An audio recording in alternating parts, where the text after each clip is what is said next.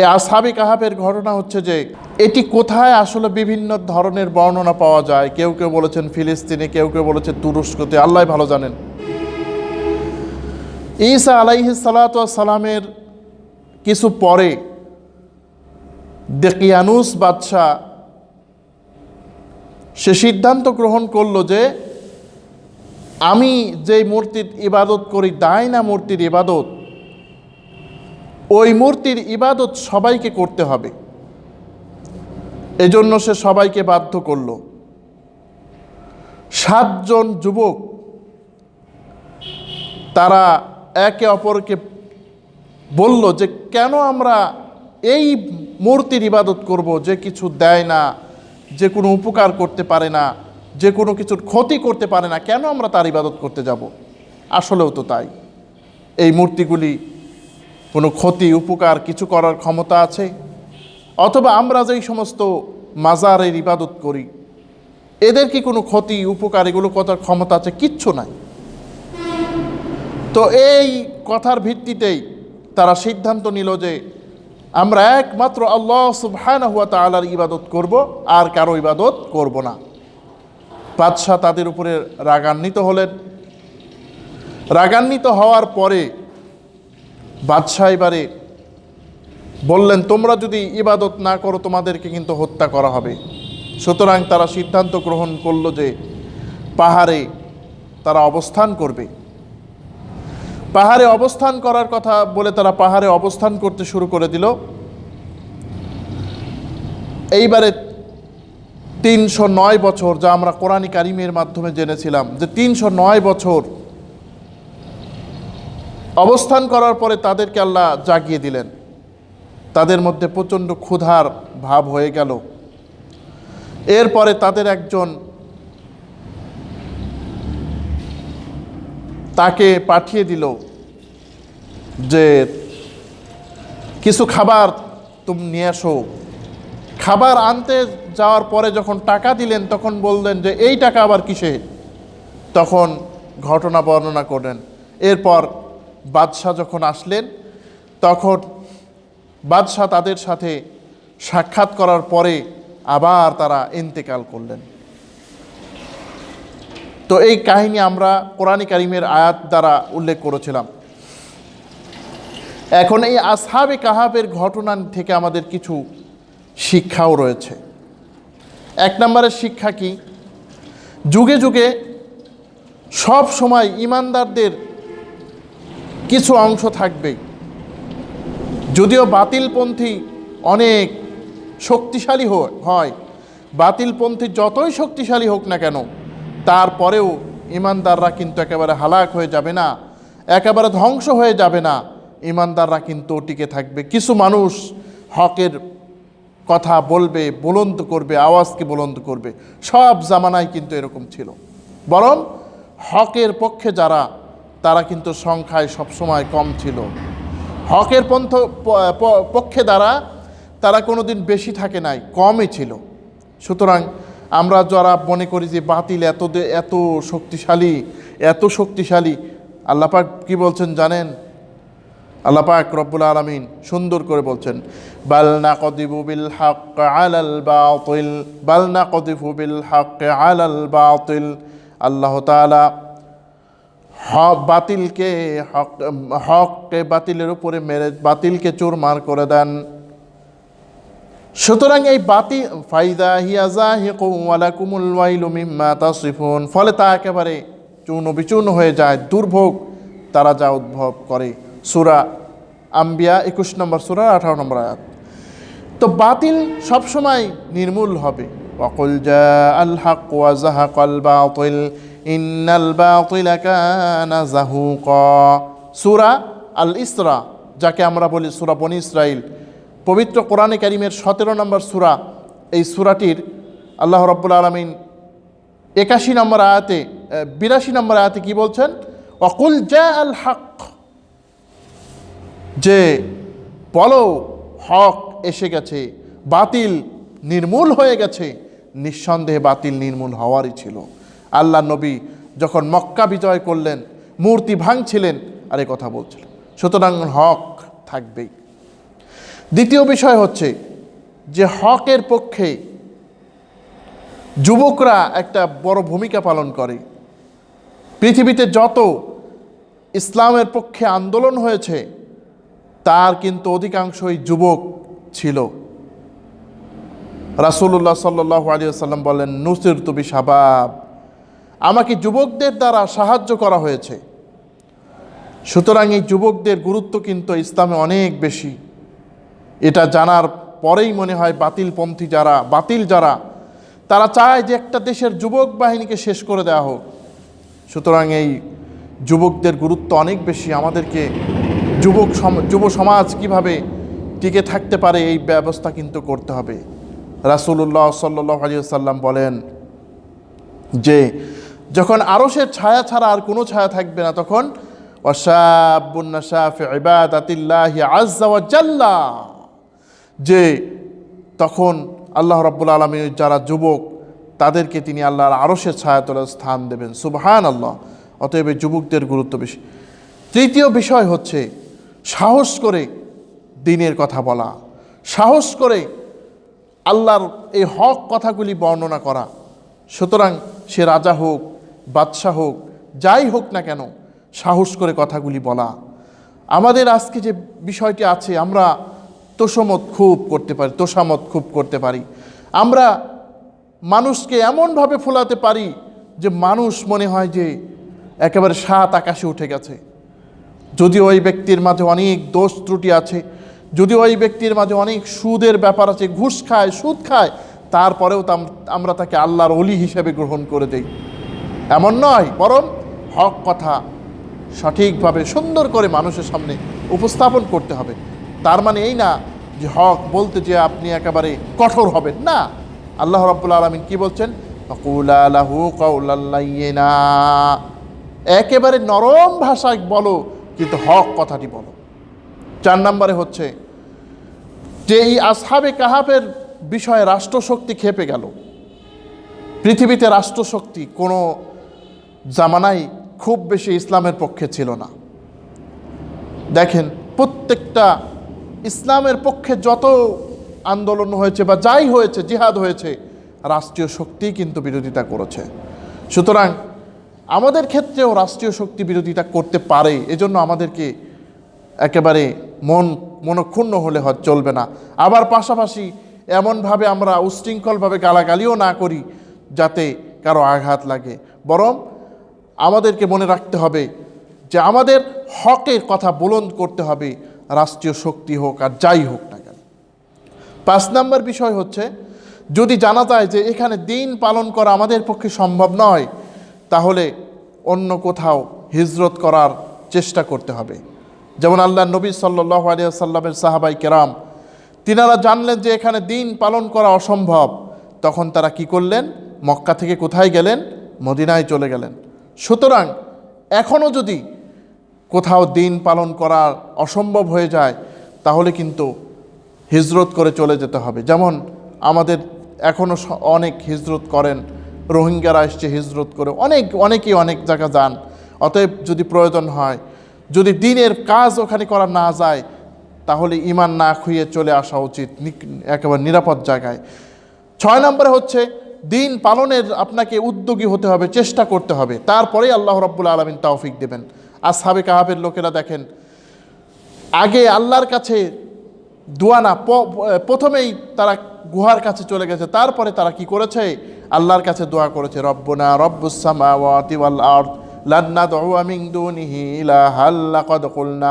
আল্লাহ পাক রব্বুল আলামিন বলছেন, তারা বলল, রব্বানা আতিনা মিন লাদুনকা রাহমাতান, হে রব আমাদেরকে কি করেন? আপনার পক্ষ থেকে রহমত নাজিল করেন, কারণ আমরা আপনার পক্ষে হিজরত করে এসেছি আল্লাহ, এর চাইতে আমাদের বড় কিছু করার নাই। সুতরাং হিজরত করতে হবে বা আল্লাহর দ্বীনের পথে চেষ্টা করতে হবে। রাসূলুল্লাহ সাল্লাল্লাহু আলাইহি ওয়াসাল্লাম যখন বদরের যুদ্ধে গেলেন, তখন তিনি দোয়া করেছিলেন। তিনি আগেই দোয়া করেন নাই, বরং যুদ্ধে যেয়ে বলছেন, আল্লাহ আমার এই যারা উম্মত আছে তাদের খাবার নাই, আল্লাহ পোশাক নাই, আল্লাহ আপনি আপনার উপরে ভরসা করেই এসেছি, আল্লাহ আপনি দেখেন। এরপরে 7 নম্বর শিক্ষা হচ্ছে যে শুধু উপকরণ থাকলেই হবে না, আল্লাহর উপরে আমাদের নির্ভরও করতে হবে। কারণ আল্লাহ রাব্বুল আলামিন যদি তৌফিক না দেন, কোনো দিন আমরা সফলতা অর্জন করতে পারবো না। একজন হয়তো বা ব্যবসা করছে কিন্তু ব্যবসায় সফল হয় না অনেক চেষ্টা করা সত্ত্বেও, কারণ আল্লাহ রাব্বুল আলামিন তৌফিক দেন না। তবে আল্লাহর তৌফিক পাওয়ার জন্য অবশ্যই চেষ্টা করতে হবে, দ্বীনের প্রতি তো অবশ্যই। 8 নম্বর বিষয় হলো, আল্লাহ রাব্বুল আলামিন চাইলে অনেক কিছুই করতে পারেন। যেমন তিনি 309 বছর আসহাবে কাহাবকে ঘুমন্ত রেখেও আল্লাহ রাব্বুল আলামিন আবার তাদেরকে জীবিত করেছেন। এতে বোঝা যায় আল্লাহ রাব্বুল আলামিন কত বড় ক্ষমতার মালিক, যিনি 300 বছরেরও বেশি সময় ধরে তারা এই যে ঘুমিয়ে থাকলো, আল্লাহ রাব্বুল আলামিন তাদেরকে আবার জীবিত করে দিলেন। এরপরে 9 নম্বরের শিক্ষা আমরা এখানে যা পাই তা হচ্ছে যে সতর্কতা অবলম্বন করা। তারা যখন খাবারের জন্য একজনকে পাঠালেন, ইমলিখা নামক একজন ব্যক্তিকে, তখন বললেন যে ওয়ালিয়াতালাত্তাফ ওয়ালা ইউশইরান্না বিকুম আহাদা, সে যেন সতর্কতার সাথে যায় আর সে যেন কি না করে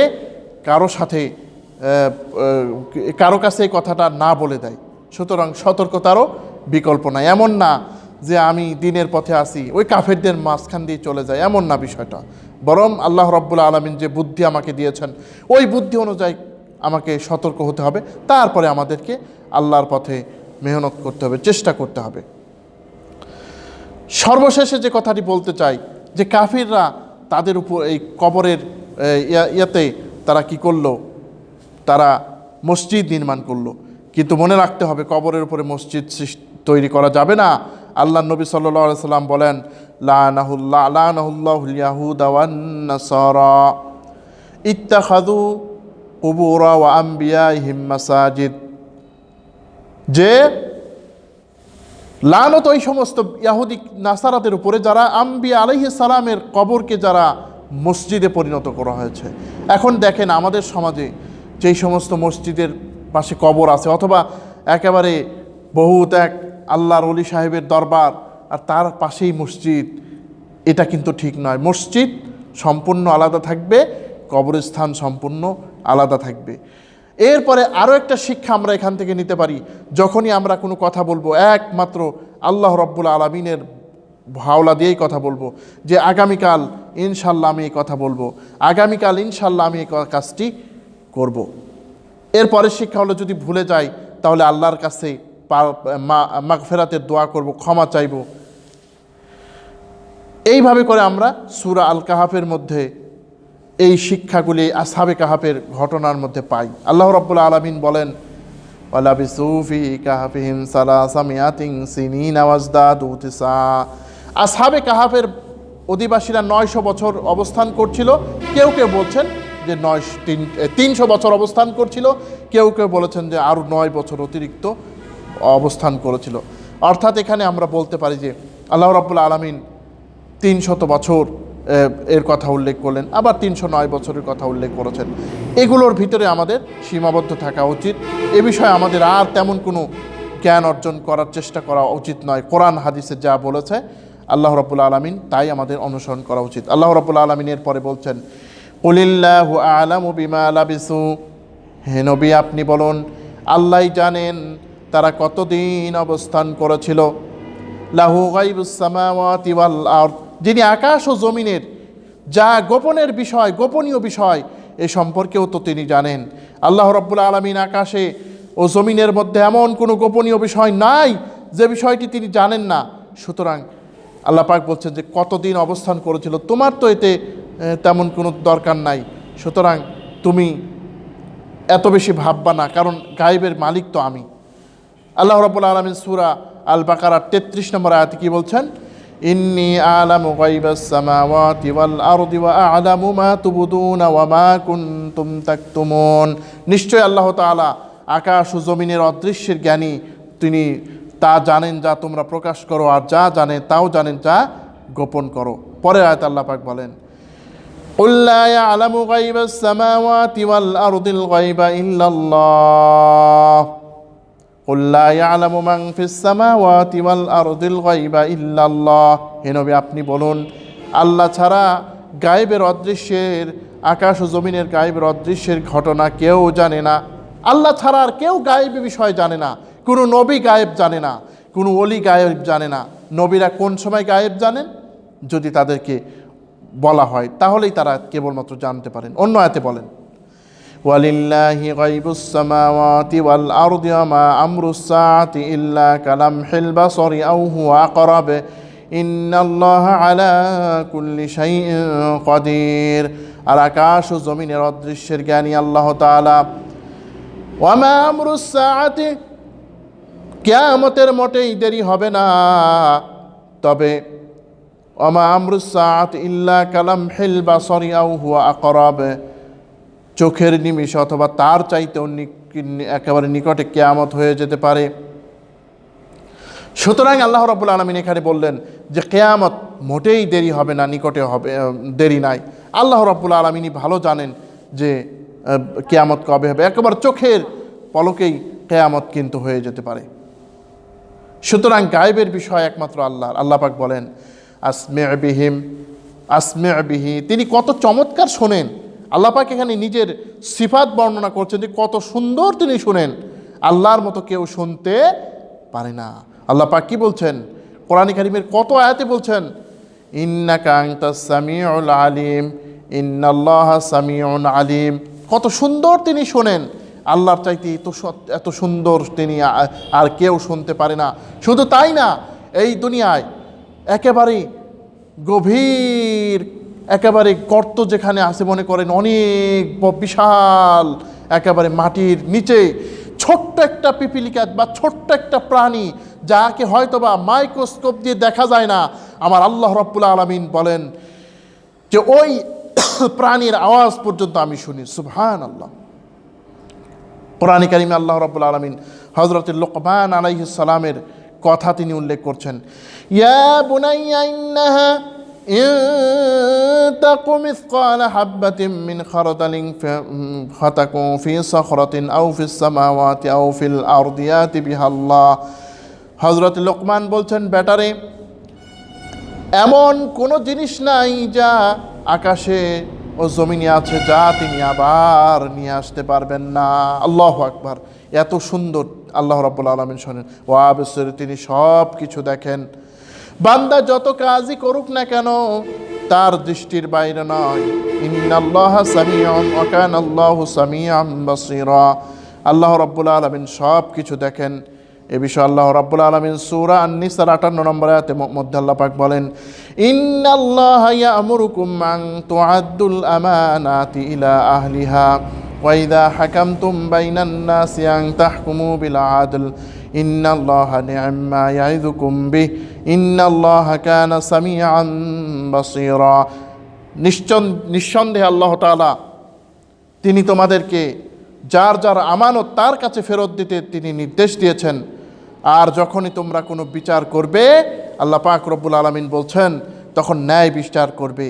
আল্লাহ রব্বুল আলামিন কত চমৎকার তিনি ওয়াজ করেন, উপদেশ দেন, আর কত চমৎকার তিনি উপদেশ দেন। নিঃসন্দেহে আল্লাহ তাআলা তিনি সব কিছু শোনেন, সব কিছু জানেন। এরপরে আল্লাহ রব্বুল আলামিন বলেন, মা লা আসমি' বিহিম ওয়া আবসির মা লাহুম মিন দুনিহি মিন ওয়ালি। আল্লাহ ছাড়া তাদের কোনো অভিভাবক নাই। আল্লাহ পাক বলেন যে আল্লাহ ছাড়া এই যে যিনি শোনেন, যিনি দেখেন, তিনি তো তোমাদের একমাত্র অভিভাবক। আল্লাহ তাআলা ব্যতীত আর তোমাদের কোনো অভিভাবক নাই, আর তোমাদের কোনো মাবুদ নাই, আর কোনো কেউ নাই আল্লাহ রাব্বুল আলামিন ব্যতীত। সুতরাং আল্লাহ রাব্বুল আলামিনকে ওলি হিসেবে গ্রহণ করো। আল্লাহ পাক বলেন যে ওয়ামা আনতুম বিমুজিজিনা ফিল আরদ ওয়ামা লাকুম মিন দুনিল্লাহি মিন ওয়ালিয়্যিন ওয়ালা নাসির। হে পৃথিবীর মানুষেরা, তোমরা আল্লাহ তাআলাকে জমিনে পরাভূত করতে পারবে না। আল্লাহ তাআলা ব্যতীত তোমাদের কোনো অভিভাবক নাই, আর কোনো সাহায্যকারীও নাই। অতএব বন্ধুরা, আল্লাহ তাআলা ব্যতীত আমরা কার কাছে যাব? এমন কেউ আছে যে আমাদের জরুরত পূরণ করতে পারে? এমন কেউ আছে যে আমাদের হাজত পূরণ করতে পারে? সুতরাং ওই আল্লাহর দিকে আমরা রুজু হই। ওয়ালা ইউশরিক ফি হুকমিহি আহাদা। আল্লাহ রাব্বুল আলামিন বলেন, আল্লাহর সাথে, আল্লাহ তার হুকুমের সাথে কোনো কাউকে শরিক করেন না। এটি কিন্তু একটা ব্যাপক আয়াত। আল্লাহ রাব্বুল আলামিন গুরুত্বপূর্ণ একটা বিষয় তিনি উল্লেখ করছেন যে আল্লাহর হুকুম, আল্লাহর যে নির্দেশ, আল্লাহর যে আদেশ, এতে তিনি কোনো তিনি শরিক করেন না। এটা যেমন ব্যক্তিগতভাবে প্রযোজ্য, এটা পারিবারিক, রাষ্ট্রীয় সব ক্ষেত্রে কিন্তু প্রযোজ্য যে আল্লাহ তাআলার কোনো অংশে তিনি কাউকে শরিক করেন না তার বিধানে, তার হুকুমে।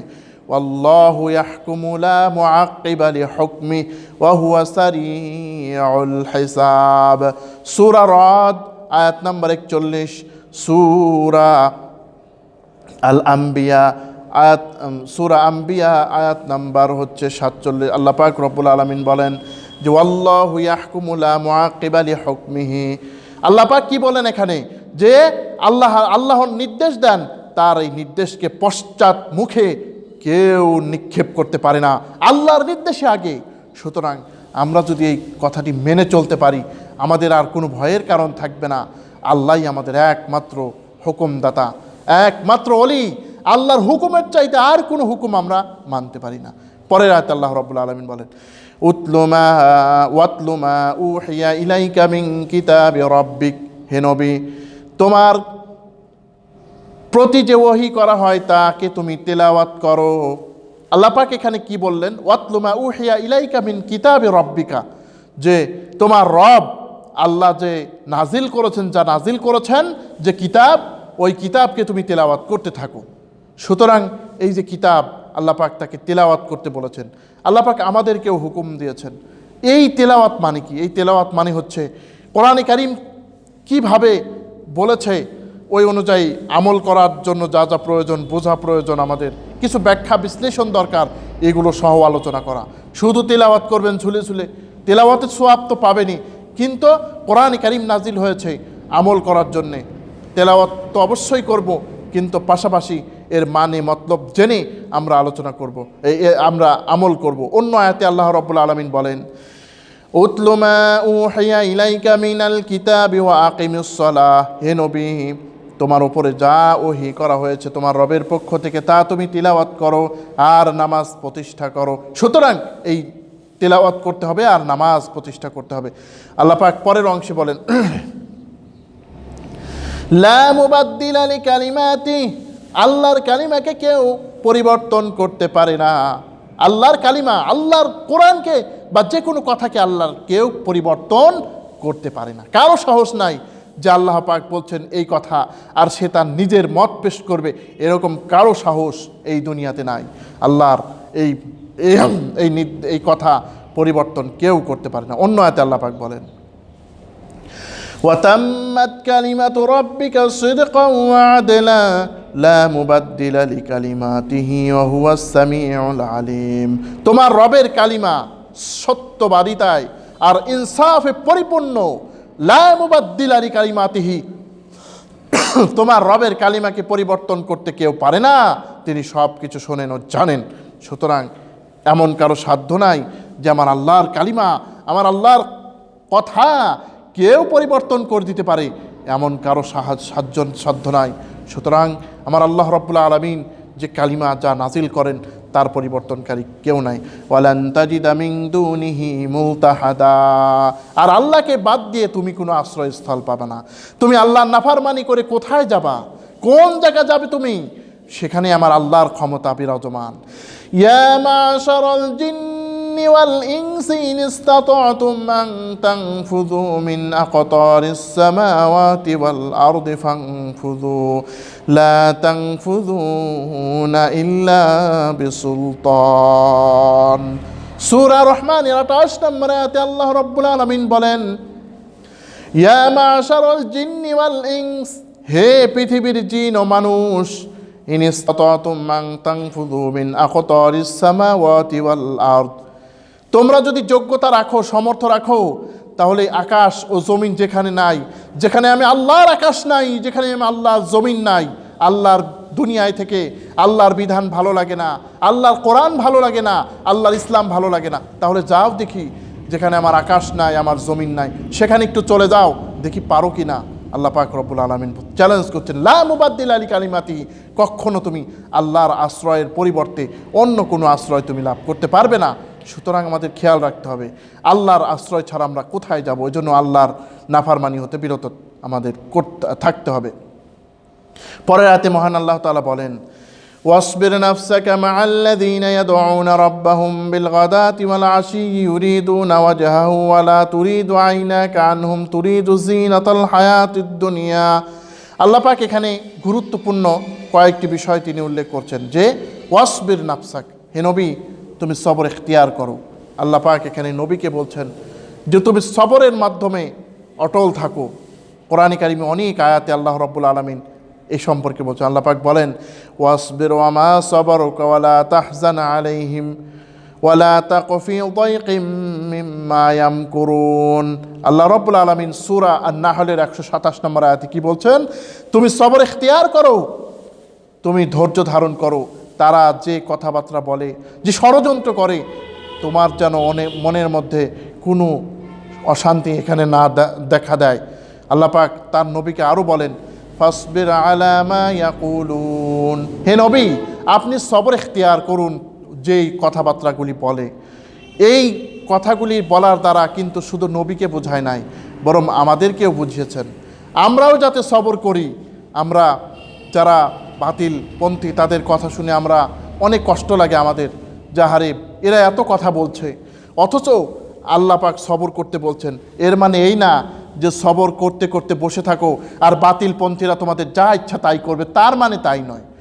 অর্থাৎ যে কোনো বিপদ আসে ওই বিপদের মোকাবেলা করতে হবে, কিন্তু পাশাপাশি সবর করতে হবে।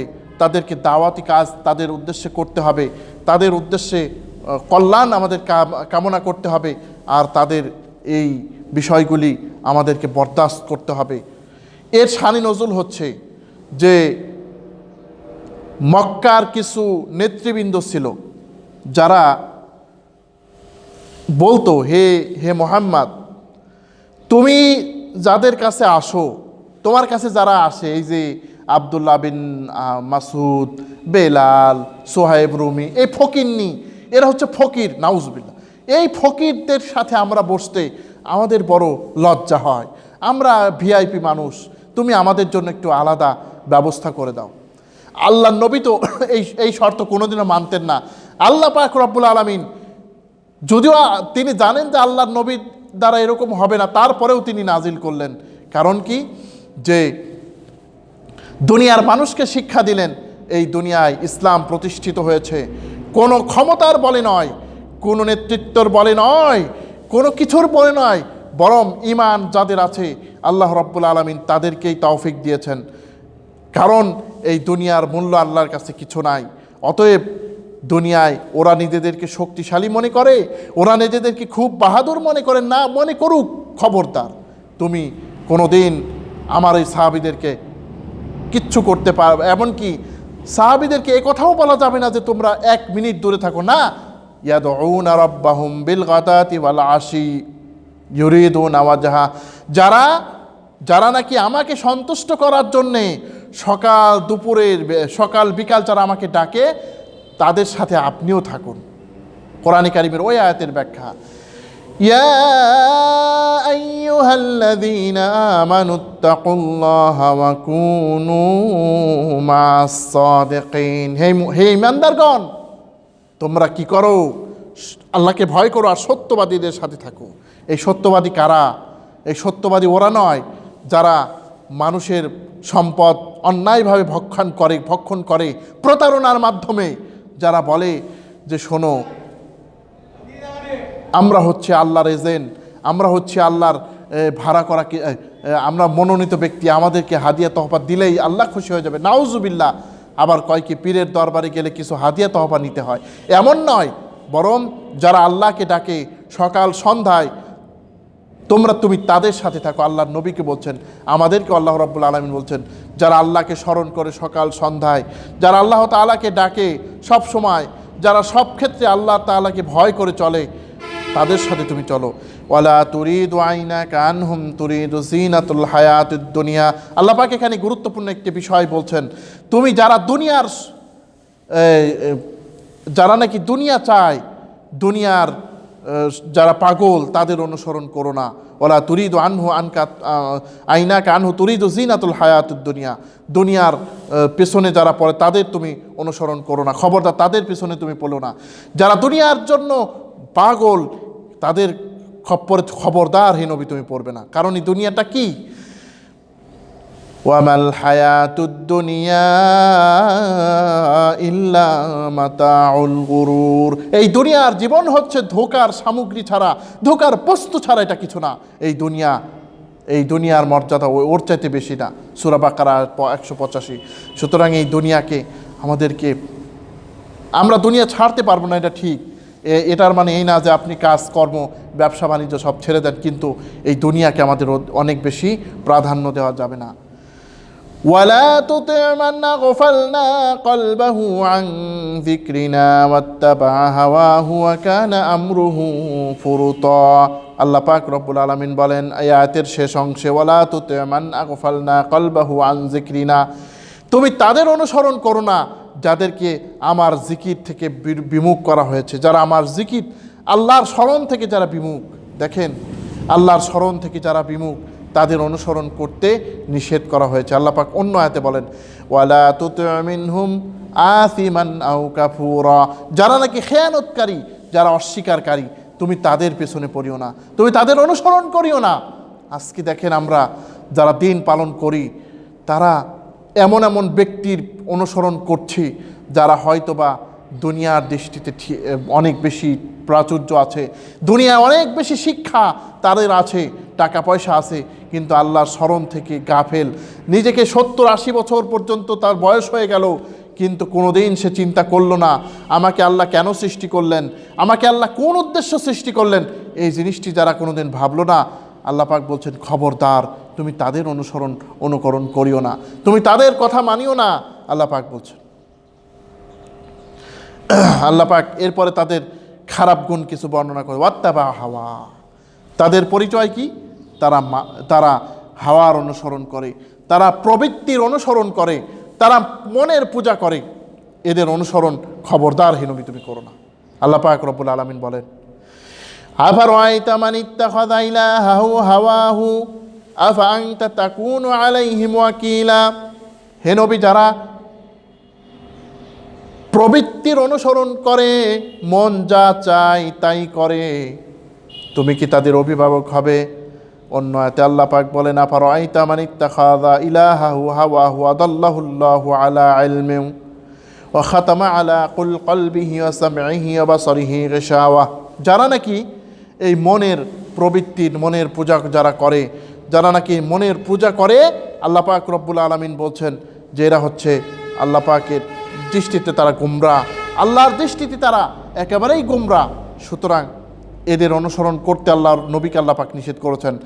আল্লাহ নবী এখানে বোঝান যে আবু জাহেল, আবুল আহাব, আখনাস ইবনে শুরাইক, উতবা ইবনে রবিয়া, সাইবা ইবনে রবিয়া, ওয়ালিদ ইবনে উতবা, তারপরে আপনার আরও যারা আছে নজর ইবনে হারেস, উকবা ইবনে আবি মুআইজ, এরা যতই শক্তিশালী হোক না কেন হে নবী আপনি খবরদার এই সমস্ত ব্যক্তিদের অনুসরণ করবেন না, কারণ এরা প্রবৃত্তির তারা অনুকরণ করে। আজকেও আমাদেরকে এই শিক্ষাই দেওয়া হচ্ছে।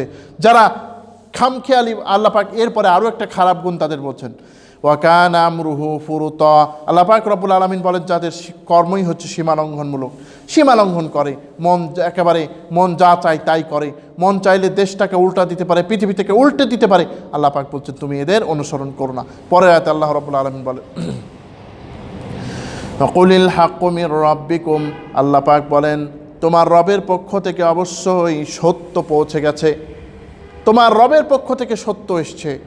অন্য আয়াতে আল্লাহ পাক বলেন, আল হাক্কু মির রাব্বিকা ফালা তাকুনান্না মিনাল মুমতারিন, তোমার রবের পক্ষ থেকে সত্য এসছে, সুতরাং তুমি খবরদার সন্দেহকারীদের একজন হও না। অতএব আজকে এটা মনে রাখতে হবে আমরা যাতে সন্দেহকারীদের একজন না হই, এটা আল্লাহ পাক নির্দেশ প্রদান করেছেন। সুতরাং আল্লাহ পাক বলেন তোমার রবের পক্ষ থেকে সত্য এসে গেছে।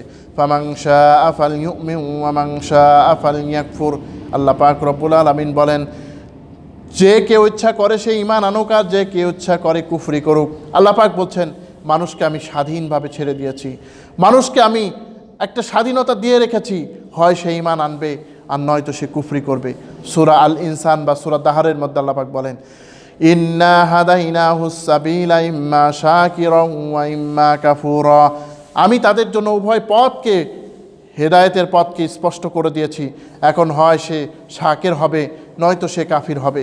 সুতরাং হয় শাকিরিনদের দলে হবে, নয়তো কাফিরিনদের দলে হবে। এটি আল্লাহর কোনো যায় আসে না, কারণ আল্লাহ রাব্বুল আলামিন তাদেরকে একটা স্বাধীনভাবে ছেড়ে দিয়েছেন। মানুষকে আল্লাহ পাক ভালো কাজ করার ক্ষমতা দিয়েছেন, ভালো মানুষকে আল্লাহ মন্দ কাজ করার ক্ষমতা দিয়েছেন। এরপরেও যদি মানুষের না ঢুকে, তাহলে আল্লাহ পাক কেন তাদেরকে জোর করবেন? আল্লাহ পাক বলছেন না, জোর করার বিষয় নয়, তাদেরকে স্বাধীনভাবে আমি ছেড়ে দিয়েছি, হয় তারা মানুক নয়তো বা না মানুক। ইন্না আ'তাদনা লিয-যালিমিনা নারুন আহাতা বিহিম সুরাদিকহা। আল্লাহ রাব্বুল আলামিন বলছেন যে নিঃসন্দেহে আমি এই জালিমদের কি করেছি, ইন্না আ'তাদনা লিয-যালিমিনা নারন, যে জালিমদের আমি ছেড়ে দিয়েছি, এই জালিমদের জন্য প্রস্তুত করে রাখা হয়েছে এমন আগুনের প্রাচীর। সুবহানাল্লাহ। প্রাচীর মানে কি? এই যে প্রাচীর, এই মসজিদে আমরা যেখানে বসে আছি এখানে একটা প্রাচীর আছে, আবার কত প্রাচীর মানে ওই প্রাচীরের ভিতরেই থাকতে হয় অনেক কিছুকে। আমাদেরকে ওই আগুনের মধ্যে আল্লাহ রাব্বুল আলামিন ফেলে দেবেন। আল্লাহুম্মা আজিরনা মিনান নার, হে আল্লাহ তুমি আমাদেরকে জাহান্নামের আগুন থেকে বাঁচিয়ে দাও। আজকে দেখেন আমরা কোথায় যাব? ওই আগুন যদি আমাদেরকে ধরে নেয়, আল্লাহ পাক বলছেন এই জালিম যারা, তাদেরকেই এই আগুনের মধ্যে ফেলা হবে। এই জালিম কারা? জালিম, সবচেয়ে বড় জালিম হচ্ছে যারা আল্লাহর সাথে শরীক করে। ওয়াইদ ক্বালা লুকমানু লিবনিহি ওয়া হুয়া ইয়াইযুহু ইয়া বুনাইয়া লা তুশরিক বিল্লাহ ইন্নাশ শিরকা লাযুলমুন আযীম। আর স্মরণ করো যখন লোকমান তার সন্তানদেরকে বলছেন, বেটা আল্লাহর সাথে কাউকে শরীক স্থাপন করিও না, নিঃসন্দেহে আল্লাহর সাথে শরীক করা বস্ত বড় জুলুম। এই জুলুম আমরা করছি নিজেদের উপরে। আল্লাহ রাব্বুল আলামিন যেন সব ধরনের জুলুম থেকে আমাদের হেফাজত করেন, আমিন। এরপরে আয়াত আল্লাহ পাক বলছেন, ওয়া ইয়াস্তাগীসু ইউগাসু বিমাইন কালমুহল, যখন তাদেরকে তারা পানি চাইবে, তাদেরকে পানি দেওয়া হবে কালমুহলি, একেবারে তেলের তলানির ন্যায় পানি, একেবারে ফুটন্ত তেলের মতো পানি। আল্লাহু আকবার। ওই যে ভাজি করে, ভাজির মধ্যে যে তেল টকবক করে ফুটতে থাকে, ওই তেল যদি কারো গালের মধ্যে দেওয়া যায় কেমন লাগবে বলেন তো ভাই? আর এই দুনিয়ার শাস্তি কি? 70 গুণ যদি বড় হয়, তাহলে ওই পানি যখন আমাদেরকে খাবার দেওয়া হবে, ইয়াতুফুনা বাইনাহা ওয়া বাইনা হামিমিন আন, আল্লাহ পাক বলেন তাদেরকে এই জাহান্নাম ও পানির মধ্যে তাওয়াফ করানো হবে। কি অবস্থা হবে ভাই? আজকে যারা এই প্রোগ্রামটা আমরা দেখছি, আমরা একটু চিন্তা করে দেখব, এই জাহান্নাম, এই দুনিয়া তো আমাদের চিরস্থায়ী বাসিন্দা নয়। কতজন চলে গেল, কত মানুষ বিদায় নিয়ে চলে গেল। আজকে দেখেন তো আমি আপনি কি নিয়ে যাব ভাই? আমাদের কি নিয়ে যাওয়ার ক্ষমতা আছে? আমাদের তো কিচ্ছু নাই। সুতরাং আমরা কি একটু পারি না যে আল্লাহ রাব্বুল আলামিনের আমরা আল্লাহ রাব্বুল আলামিনের কাছে প্রার্থনা করব, আল্লাহুম্মা আজিরনা মিনান নার।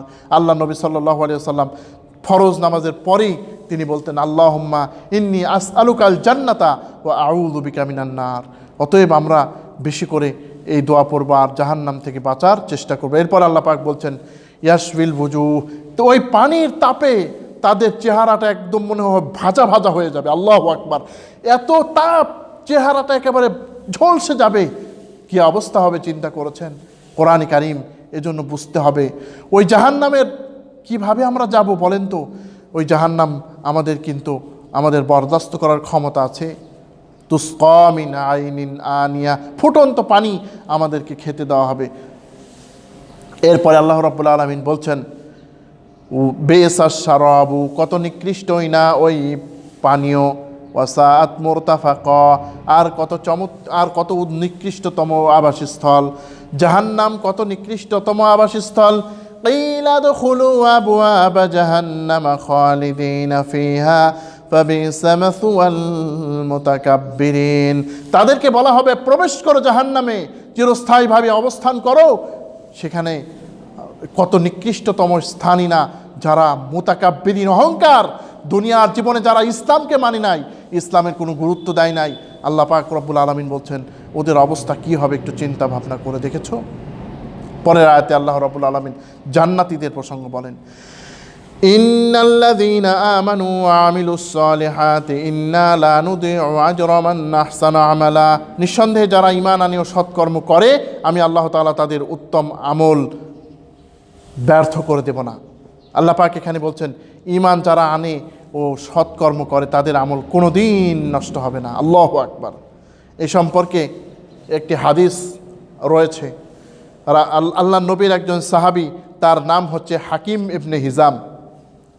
হাকিম ইবনে হিজাম মক্কা বিজয়ের সময় তিনি ইসলাম গ্রহণ করেন। তিনি বলেন, ইয়া রাসূলুল্লাহ, দুনিয়ায় তো বহু নেক আমল করেছি, ও নবী, জাহেল থাকা অবস্থায় নেক আমলগুলো করেছি। আপনার কাছে আমাদের প্রশ্ন, এই নেক আমল আমাদেরকে কোনো কাজে লাগবে নাকি? আল্লাহর নবী বলেন, তুমি জাহেলি অবস্থায় যে নেক কাজগুলি করেছো আমার আল্লাহ রব্বুল আলামিন তার 16 আনা নয় আরও বেশি তোমাদেরকে দান করবেন। সুবহানাল্লাহ। অর্থাৎ যদি আজকে কেউ ঈমান আনে, আল্লাহ পাক অতীতে যে নেক কাজগুলি করেছেন ওর প্রতিদান আল্লাহ পাক রব্বুল আলামিন দেবেন। সুবহানাল্লাহ। কত চমৎকার আল্লাহ রব্বুল আলামিনের নিয়ম। আমরা জানি থানায় যখন কোনো মামলার জন্য যাওয়া হয়, যার নামে মামলা হয় ওই নামটা কিন্তু কাটা যায় না, ওই থানায় লিপিবদ্ধ হয়ে থাকে। আমার আল্লাহ রব্বুল আলামিনের যদি কেউ নাফরমানি করে আর যদি সে তাওবা করে, আল্লাহ যা নাফরমানি করেছি মাবুদ তুমি মাফ করে দাও, আমার আল্লাহ বলেন গুনাহ শুধু মাফ করি না, গুনাহগারদের খাতা থেকে আমি আমার বান্দার নাম আমি মুছে দিই। আল্লাহ আকবার। এখানে আরও একটু বিষয় হলো, আল্লাহ পাক শুধু ঈমান আনতে বলেন নাই, বরং বলেছেন কি ঈমানের সাথে সাথে নেক আমল করার জন্য। ওয়াবাশশিরিল্লাযীনা আমানু ওয়া আমিলুস সালিহাতি আন্না লাহুম জান্নাতিন তাজরি মিন তাহতিহাল আনহার, আর সুসংবাদ দিন যারা ঈমান আনে ও সৎকর্ম করে তাদের জন্য এমন জান্নাত যার তলদেশ দিয়ে নহরসমূহ প্রবাহমান। ঈমান আনার সাথে সাথে আল্লাহ পাক আমলে সালেহের কথা তিনি বলছেন। আল্লাহ পাক বলেন, ইন্না লা নুদিউ আজরাল মুহসিনিন, আমি নেককারদের আমল কখনো নষ্ট করি না। আল্লাহ পাক জান্নাতের তাদের বলেন, উলাইকা লাহুম জান্নাতু আদনিন, তাদের জন্য রয়েছে এমন জান্নাত, আদনিন নিয়ামত ভরা জান্নাত, ইউহাল্লাউনা ফিহা মিন আসাবির মিন যাহাবিন ওয়া ইয়ালবাসুনা মিন সুনদুসিন খুদরিন ওয়া ইস্তাবরক, তাদেরকে স্বর্ণের মুকুট মালা পরিধান করানো হবে। দুনিয়ায় তো স্বর্ণ হারাম, আখিরাতে আল্লাহ পাক কি বলবেন, কি করবেন? স্বর্ণকে আল্লাহ পাক হালাল করে দেবেন পুরুষের জন্য, তখন আর হারামের কিছু থাকবে না। সুতরাং এই দুনিয়ায় আমরা স্বর্ণকে আমরা স্বর্ণ ব্যবহার করা থেকে বিরত থাকব। আমরা দেখি অনেক ভাই আছেন যারা একেবারে স্বর্ণের চেনমেন পরে একেবারে মাশাআল্লাহ, অথচ আল্লাহ পাক রব্বুল আলামিন হারাম করেছেন এই কথা তাদের মনে থাকে না। আল্লাহ পাক বলছেন মিন যাহাবিন, এরপরে বলছেন ওয়ায়ালবাসুনা মিন সুনদুসিন ওয়া ইস্তাবরাকিন, তারা মিহিন রেশম তারা পরিধান করবে আর মোটা রেশম পরিধান করবে, অর্থাৎ তাদের পোশাক হবে রেশম। কত সুন্দর কথা, কত সুন্দর কথা। আল্লাহ পাক আমাদের রেশম দান করবেন। এই দুনিয়ার জীবনে আমরা অনেকেই অনেক কিছু পাই না, আল্লাহ রাব্বুল আলামিন জান্নাতে আমাদেরকে সব কিছু পরিপূর্ণ করে দেবেন। আল্লাহর নবী বলেন, ইন্নাল্লাহা আ'আদ্দা লিইবাদিয়াস সালিহিন, আল্লাহ তাআলা তার বান্দাদের জন্য তিনি কি করেছেন?